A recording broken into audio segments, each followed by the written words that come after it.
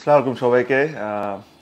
প্রথমেই বলে নিই যে আসলে আমার গলায় ইনফেকশন হয়েছে, সো আমি হয়তো অত ক্লিয়ারলি কথা বলতে পারছি না।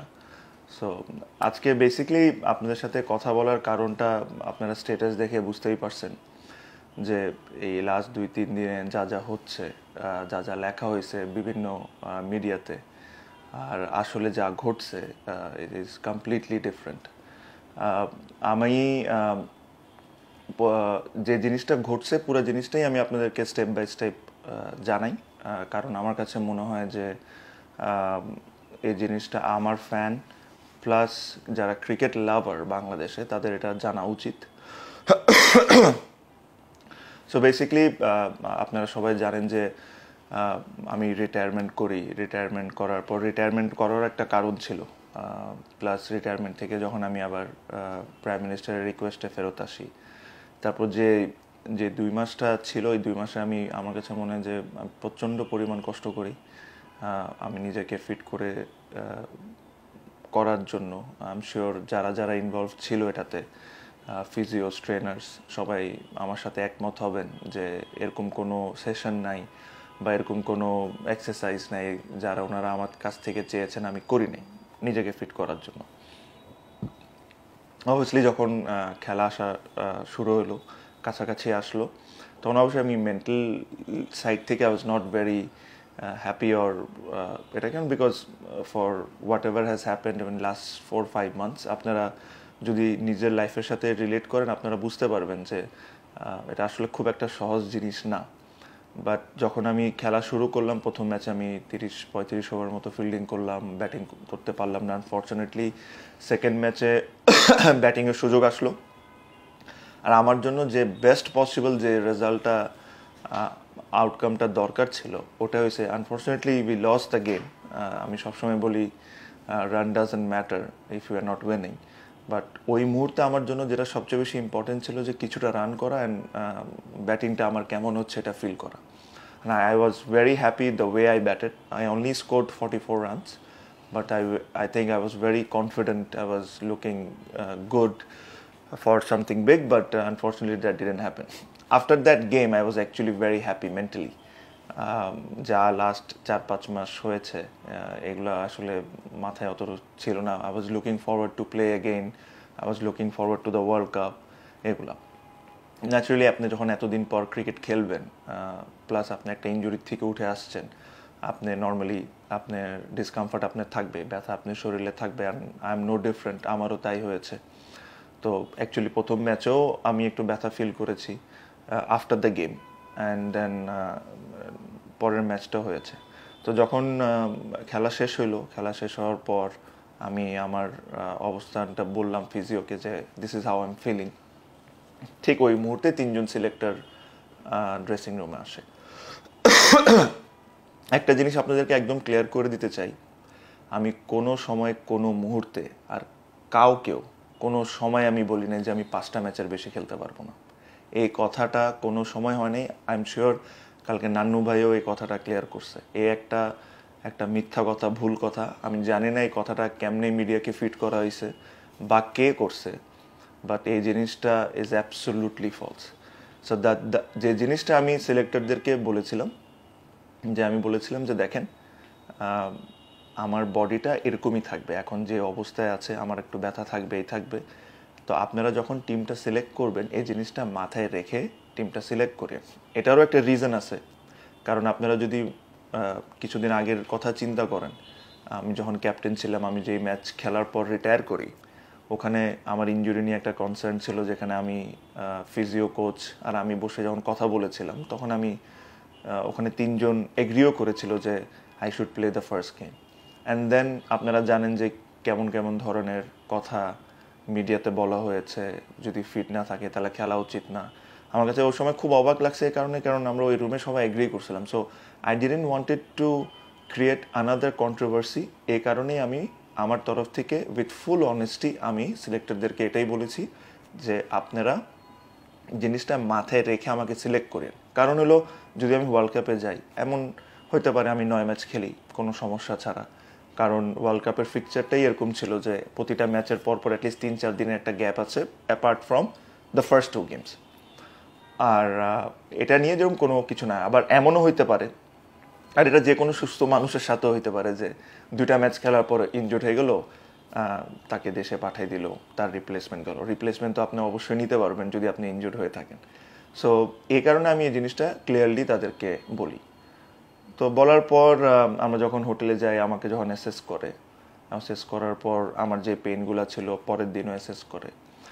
সবচেয়ে ইম্পর্টেন্ট যে ইনসিডেন্টটা বা কথাটা, যে ফিজিওর রিপোর্টে কী ছিল। আমি কালকে দেখেছি যে অনেকে বলতেছে ফিজিওর রিপোর্ট যে এক্স্যাক্টলি যে কথাটা ছিল আমি আপনাদের সাথে শেয়ার করি। আর কেউ যদি আমাকে এই জিনিসটার জন্য চ্যালেঞ্জ করতে চায়, দে আর মোস্ট ওয়েলকাম। আমার সাথে যে কোনো পাবলিক ফোরামে বসেন আর আমাকে বলেন যে আমি ভুল বলেছি। ফিজিও রিপোর্টটা যেটা ছিল, ফিজিও রিপোর্টে আমার কন্ডিশনটা বলা হয়েছিল যে প্রথম ম্যাচের পর এমন পেন হয়েছিল, সেকেন্ড ম্যাচের পর এমন পেন হয়েছে, আর এই আজকের দিনে হিসাবে he is available for selection for the 26th game. But medical department মনে করে যে যদি আমি রেস্ট নিই 26th, বিকজ 27th আমাদের ট্রাভেলিং ছিল, 28th আমাদের একটা প্র্যাকটিস গেম, তারপর আবার 1-2 তারিখ আরেকটা প্র্যাকটিস গেম। আমি যদি এখন রেস্ট নিই প্লাস আমি যদি সেকেন্ড প্র্যাকটিস গেমটা খেলি before the first game, I will have enough time. আমার এই সময় আমার 2 সপ্তাহ রিহ্যাবও হয়ে যাবে, আর ওভারঅল 10 সপ্তাহ রিহ্যাব হয়ে যাবে। So I will be in a much better position to play the first game. So this was exactly on the report. কোনো জায়গায় কোনো সময় বলা হয় না 5 ম্যাচ 2 ম্যাচ এই ইনজুরি খেলতে পারবো না বা এইসব কোনো কিছু। হ্যাঁ, আমার বডিতে পেন ছিল, আমি অস্বীকার করছি না, যেটা আমি আশা করি প্রেস কনফারেন্সেও বলেছি। আর বেসিক্যালি এই জিনিসটা হয়েছে। তারপরে যে ইনসিডেন্টটা হয়, মানে আমার কাছে যে জিনিসটা মনে হয় যে মিডিয়াতে যে জিনিসটা আসতেছে ইনজুরি অথবা 5 ম্যাচ সেই, আমার কাছে মনে হয় না যে আমি ওয়ার্ল্ড কাপে না যাওয়ার পিছনে এটার কোনো বড় অবদান ছিল। বিকজ আমি যেহেতু ইনজুর্ড হই নাই এখনও, ব্যথা থাকতে পারে বাট আমি তো ইনজুর্ড হই নাই এখনও। সো তার 1-2 দিন পর আমাকে বোর্ডের টপ লেভেল থেকে একজন ফোন করলেন। সে বেশ ইনভলভ আমাদের ক্রিকেটের সাথে। তো উনি আমাকে ফোন করে হঠাৎ করে বললেন যে তুমি তো ওয়ার্ল্ড কাপে যাবা, তোমাকে তো ম্যানেজ করে খেলাইতে হবে, তুমি এক কাজ করো, তুমি প্রথম ম্যাচ খেলিও না আফগানিস্তানের সাথে। তো আমি বললাম যে ভাই আমি তো এটা এখনও 12-13 দিনের কথা, আমি 12-13 দিনের মধ্যে তো আমি ভালো কন্ডিশনে থাকবো, আমি কি কারণে খেলবো না। তো তখন বললো যে আচ্ছা তুমি যদি খেলো, আমরা এরকম একটা প্ল্যান করতেছি বা আলোচনা করতেছি যে তুমি যদি খেলো তোমাকে আমরা নিচে ব্যাটিং করবো। তো ন্যাচারালি ভাই আপনাদের একটা জিনিস মনে রাখতে হবে যে আমি কোন মাইন্ডসেট থেকে আসতেছিলাম। হঠাৎ করে একটা ভালো ইনিংস খেলেছি, আমি হ্যাপি ছিলাম, হঠাৎ করে আবার এইসব ধরনের কথা আমার পক্ষে নেওয়া আসলে সম্ভব না। আমি 17 বছর ধরে এক পজিশনে ব্যাটিং করেছি, আমি জীবনে কোনো দিন 3-4-এ ব্যাটিংই করিনি। আমি যদি এরকম হতো যে ধরেন আমি 3-এ ব্যাটিং করি, 4-এ ব্যাটিং করি, তারপরে যদি উপরে নিচে করা হয়, that can be adjustable, but I have no experience of batting at 3rd and 4th and 5th। So naturally আমি কথাটা কোনোভাবেই ভালোভাবে নিই। আমি উত্তেজিত হয়ে গেছিলাম, because I didn't like the thing. আমার কাছে মনে হচ্ছে যে আমাকে জোর করে করে অনেক জায়গায় বাধা দেওয়া হচ্ছে, ইচ্ছা করে করে। এবার এটা ঠিক হলো, এখন এটা আচ্ছা এখন আরেকটা নতুন জিনিস বলি। This is what I felt. So তখন আমি বললাম যে দেখেন, আপনারা একটা কাজ করেন, আপনাদের যদি এরকম চিন্তাধারা থাকে তাহলে আপনারা পাঠায়েন না। আমি এই নোংরামির মধ্যে থাকতে চাই না, যে প্রতিদিন একটা নতুন জিনিস আপনি আমাকে ফেস করাবেন, আমি জিনিসগুলো থাকতে চাই না। তারপরে ওই ইন্ডিভিজুয়ালের সাথে আমার ফোনে অনেক কথাবার্তা হয়, যেটা আমার কাছে মনে হয় না যে এই প্ল্যাটফর্মে আমার বলা উচিত। এটা আমার আর ওনার মধ্যেই থাক।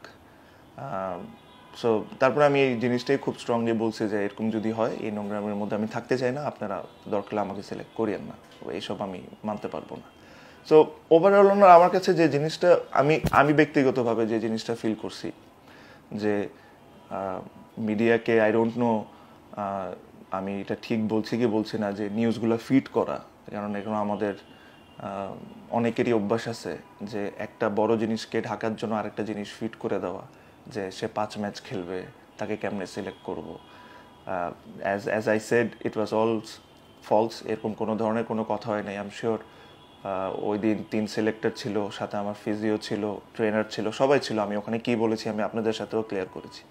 বাট ওভারঅল আমার কাছে মনে হয় যে if you really want me then you should make me mentally free and happy, because I am coming out of a very bad 3-4 months. আমার জন্য খুব কঠিন ছিল 3-4 মাস। তো এসে এক একটা জিনিস, নতুন নতুন জিনিস বলা ঠিক না। হয়তো বা আমি সাথে এটাও বলি, হয়তো বা জিনিসটাকে, এই কথাটাকে যদি আমাকে ডিফারেন্টলি প্রেজেন্ট করা হয়তো, মেবি আমি জিনিসটা অন্যভাবে রিয়াক্ট করতাম, মেবি আমি জিনিসটাকে মেনে নিতাম হয়তো বা। বাট হঠাৎ করে সাডেনলি কোনো কারণ ছাড়া ফোন করে আপনাকে যদি বলে যে আপনি খেলিয়েন না, বা বলে যে আচ্ছা যদি খেলেনও আমাদের এরকম আলোচনা হচ্ছে যে আপনাকে নিচে ব্যাটিং করাবে, I am not too sure যে এরা কতটুকু fair. So this is what has exactly happened, and এর চেয়ে বেশি কিছু আমার বলার নাই। বাট আমি এতটুকুই বলবো, আমি আমার তরফ থেকে যতটুকু আমার কাছে যে জিনিসগুলো আমি ফিল করেছি বা আমার সাথে ঘটেছে ওগুলো আপনাদের সাথে শেয়ার করলাম। But end of the day আমি এটাই উইশ করবো, whoever the 15 has gone to the World Cup, I wish them all the very very best, and I hope যে তারা যতটুকু সম্ভব বাংলাদেশের জন্য সাকসেসটা নিয়ে আসবে। আর সাথে আরও অনেক কিছু ঘটেছে, আই এম শিওর আপনারা দেখছেন। দ্যাটস সো এগুলা একটা কাহিনী ইনসিডেন্ট হতে পারে, 2টা কাহিনী মিসআন্ডারস্ট্যান্ডিং হতে পারে, কিন্তু একজনের সাথে লাস্ট 3-4 মাসে 7-8টা কাহিনী যদি হয় তাহলে এটা ইন্টেনশনাল হয়। This is what I felt. So এর চেয়ে বেশি আর আমার কোনো কিছু বলার নেই। আপনারা ভালো থাকবেন, আমার জন্য দোয়া করবেন, আর একটাই রিকোয়েস্ট করবো সবাইকে, আমাকে মনে রাখেন, মানে ভুলে যান না সবাই। ভালো থাকেন সবাই, থ্যাংক ইউ। সংবাদ, ফিচার ও অনুষ্ঠানের জন্য ভিজিট করুন সংবাদ প্রকাশের ওয়েবসাইট এবং যুক্ত থাকুন ফেসবুক পেজ ও ইউটিউব চ্যানেলের সঙ্গে।